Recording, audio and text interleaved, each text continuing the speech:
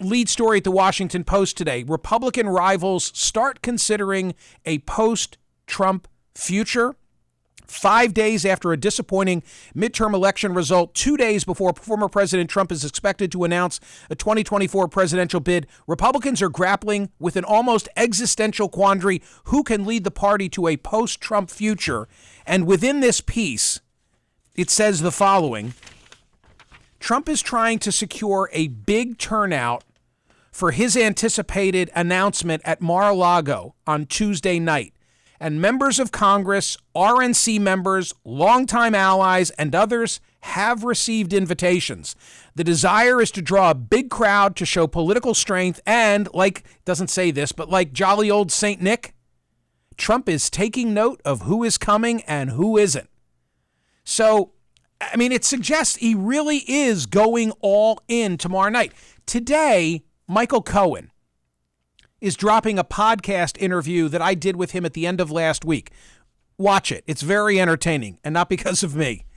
Michael Cohen's convinced, Trump is really not running, that it's all a grift, that he's going to keep it going for as long as he can. So it'll be some kind of a half-assed announcement. Meaning he wants to make money. He wants to raise money. Yeah. It's all about raising money.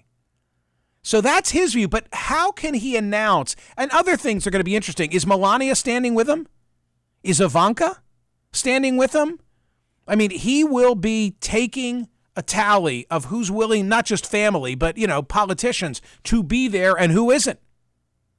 That's what's going to be really, really interesting. And then in the number one position, just to come back to this, is Ron DeSantis. Aaron Blake says, conversely, the Florida governor's stock has never been higher as he emerged on Election Day, perhaps the biggest winner on the GOP side. And then it goes on to recount his victory over Charlie Crist. So DeSantis, according to this ranking, in the number one position, Trump in the number two position, Pence in the number three position, Youngkin in the number four position. Then you've got my friend Amy Parnes at The Hill, again, posted at Smerconish.com, taking a look at the Ds. Where do they stand? Well, you have to put, I guess, Biden in the number one position because he's an incumbent.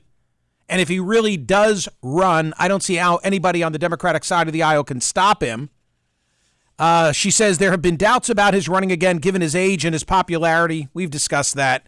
In the number two position, Kamala Harris, a quote from a strategist saying, I think if she ran, she would be challenged by other Democrats.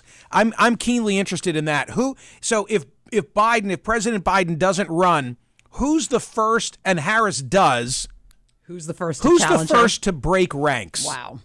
Who is the first to break ranks? Ooh. Because once somebody does of stature, then I think a number of people get in. And then in the number three position is Mayor, now Secretary Pete Buttigieg. And in the number four position is Gretchen Whitmer, and the number five position is Gavin Newsom.